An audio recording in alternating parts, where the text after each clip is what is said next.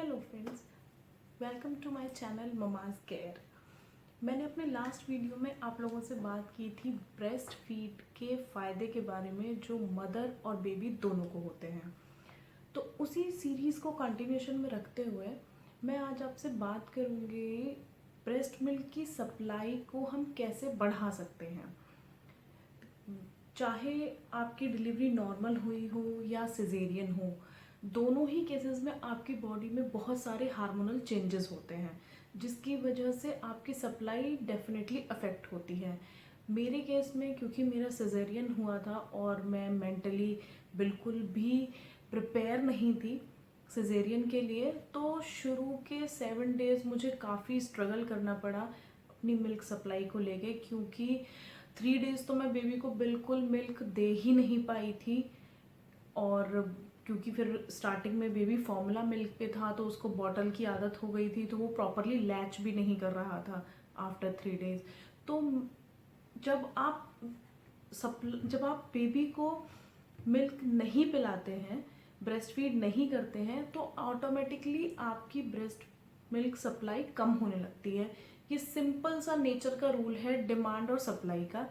जितनी बेबी को रिक्वायरमेंट होगी, जितना बेबी डिमांड करेगा, बॉडी आपकी उतना ही ज़्यादा मिल्क प्रोड्यूस करेगी।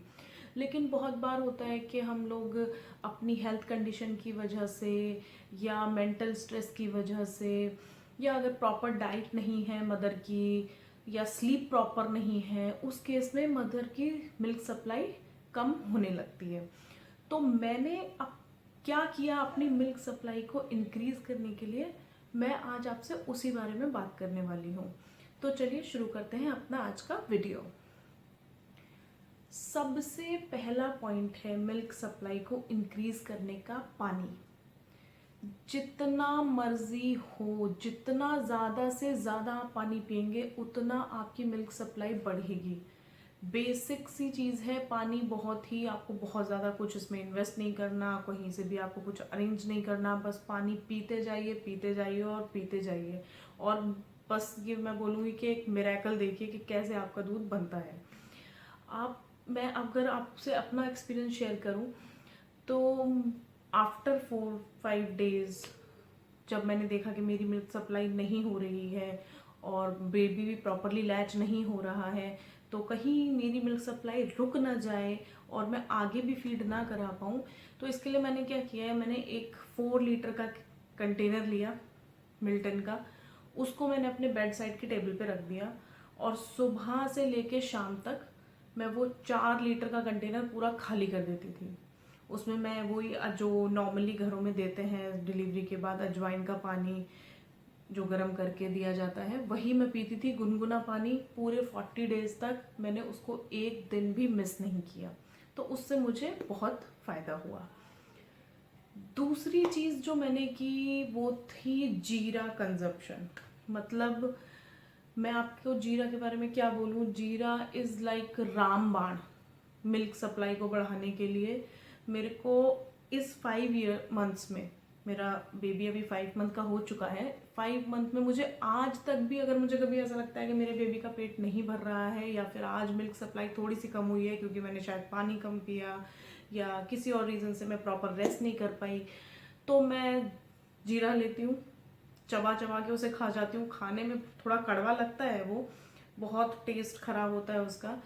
उसके ऊपर से 2 पानी पी लिया ग्लास, और बस 15-20 मिनट्स में मेरी supply up to the mark हो जाती है बेबी की रिक्वायरमेंट के।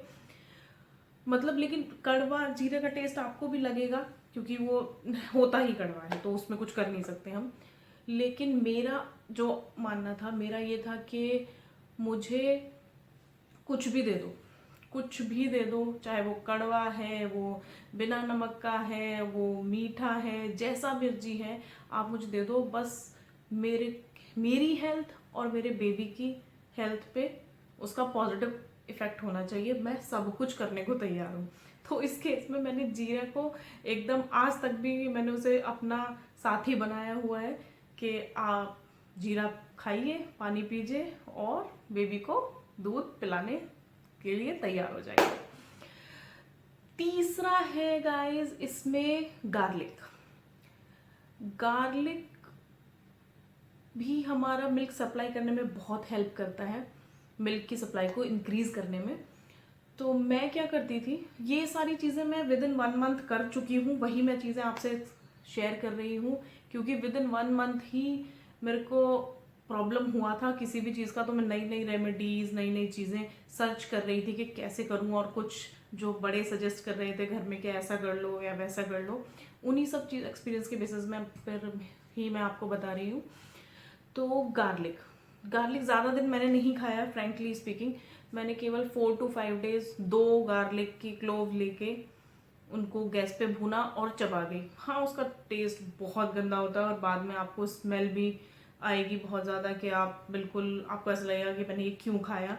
बट वही चीज़ है कि मुझे लग रहा था जो जिससे भी काम हो जाए, जो भी चीज़ हो वो बस मुझे मिल जाए, तो मैंने वो लिया। चौथी चीज़ है गाइस, पपाया। वैसे पपाया मैं डाइट में भी इंक्लूड कर सकती हूँ, बट पपाया मैं अलग से आपको इसलिए बता रही हूँ क्योंकि पपाया के बहुत बेनिफिट्स होते हैं मिल्क सप्लाई को इंक्रीज़ करने में, बहुत ज़्यादा हेल्पफुल होता है। तो ये आपको स्पेशली बता रही हूँ डाइट से अलग, क्योंकि ये आपको इंक्लूड करना ही है अपनी डाइट में। तो वैसे पपाया प्रेगनेंसी में, थ्रू आउट प्रेगनेंसी मना होता है क्योंकि उससे लेबर पेन जल्दी होने के चांसेस होते हैं, तो इसलिए आप पपाया प्रेगनेंसी में अवॉइड करें। लेकिन आफ्टर डिलीवरी आप पपाया स्टार्ट करें, चाहे वो आप मिड डे मील मॉर्निंग में लें या अपने इवनिंग स्नैक के तौर पर लें। पपाया का जो पका हुआ फ्रूट है वो तो आप ऐसे खा सकते हैं, उससे भी ज़्यादा बेनिफिट है कच्चे पपीते के। आप कच्चे पपीते की सब्जी और उसके पराठे, स्टफ्ड पराठा या स्टफ्ड रोटी, ये सब बनाकर खा सकती हैं। इससे भी आपको मिल्क सप्लाई में बहुत हेल्प मिलेगी। 5th चीज़ है गाइस, डाइट। डाइट पे आपको फोकस करना ही है अपनी डाइट का। देखिए, डाइट क्या है, हमारी डाइट जो भी हमारी बॉडी की रिक्वायरमेंट है, इस समय हमारा जो बेबी है वो भी हम पे डिपेंडेंट है, हमें उसकी डाइट का भी ख्याल रखना है। तो हम जो खाएंगे उसी से हमारा मिल्क बनेगा, उसी से हमारे बेबी को फूड मिलेगा। तो आपको अपनी डाइट से ज़्यादा थोड़ी डाइट लेनी है, मिनिमम 500-600 कैलोरीज ये आपको एक्स्ट्रा लेनी है, ताकि बॉडी को मिल्क प्रोड्यूस करने के लिए एक्स्ट्रा फूड मिले और वो बेबी को पास ऑन हो सके। जो भी न्यूट्रिएंट्स आप लेंगे उसी के बेनिफिट्स बेबी को पास ऑन होंगे। तो डाइट में आपको अपनी दलिया शामिल करना ही करना है। आप सुबह, दोपहर, शाम किसी भी टाइम एक टाइम ज़रूर ले सकती हैं, दलिया ज़रूर लेना ही है, इसका कोई स्कोप ही नहीं है कि आप उसे छोड़ें। दूसरा, आपको ग्रीन वेजिटेबल्स खानी ही खानी है। 3 टाइम आप प्रॉपर मील लेते हैं, उस टाइम पे आप किसी भी टाइम पे आप ले सकते हैं। और आपको डेयरी प्रोडक्ट्स, दूध, पनीर, दही, ये सब अपनी डाइट में इंक्लूड करना ही है। एक चीज़ मैंने आपको जीरा के बारे में नहीं बताई, मैं भूल गई आपको बताना, जिस तरीके से मैं जीरा लेती थी। जीरा क्योंकि टेस्ट में बहुत कड़वा होता है, तो मैंने नॉर्मली खाया। मैंने उसको रोस्ट करके तवे पे पाउडर बनाया, कर्ड में डाला, कर्ड को खा लिया, खाने के साथ लंच में किसी भी टाइम पे लंच में ले लिया या डिनर में ले लिया। फिर विद इन 15-20 मिनट्स आपकी प्रॉब्लम रिजॉल्व हो जाएगी। आपको दिखेगा कि हाँ, मतलब मिरेकल एकदम से मिरेकल हो गया कि मिल्क सप्लाई इंक्रीज हो गई और आपके बेबी का पेट भर गया। बाकी इसके अलावा आपको अपनी स्लीप का ध्यान रखना है, आपको स्ट्रेस फ्री रहना है, आपको कम से कम क्या, आपको बिल्कुल स्ट्रेस लेना ही नहीं है। जब आप बेबी को ब्रेस्ट फीड कराएंगे तो आपका इमोशनल कनेक्ट बेबी से होगा और आप खुद उसकी रिक्वायरमेंट को सेंस कर पाएंगी। तो घबराने की ज़रूरत नहीं है। स्टार्टिंग के मंथ में ऐसा डर लगता है कि कहीं कुछ हम गलत तो नहीं कर रहे या ऐसा कुछ, लेकिन ऐसा कुछ भी नहीं है। वो धीरे धीरे आप ऐसा स्टेब्लिश कर लेंगे कि आपको एक्चुअल में फील होगा कि बेबी जो सोच रहा है वो आप समझ पा रही हैं कि बेबी क्या करना चाह रहा है। तो उस चीज़ की टेंशन लेने की ज़रूरत नहीं है। तो गाइज, ये है मेरे सॉल्यूशंस, जो ये मैंने एक्सपीरियंस किया, मैंने फॉलो किया, वही चीज़ें मैं आपके साथ शेयर कर रही हूँ। इसके अलावा आपके पास क्या सॉल्यूशन है मिल्क सप्लाई को इंक्रीज करने में, वो आप मेरे कमेंट बॉक्स में लिखकर बताएं ताकि हम अपनी कम्युनिटी में सबको हेल्प कर पाएं। तो दोस्तों, अगर ये वीडियो आपको पसंद आया हो तो चैनल को सब्सक्राइब करना ना भूलें, बेल आइकन ज़रूर प्रेस करें ताकि आने वाली सारी वीडियोस की अपडेट आपको मिलती रहे, और वीडियो को लाइक और शेयर करना ना भूलें। So guys, enjoy your parenting and enjoy your motherhood. Thank you so much.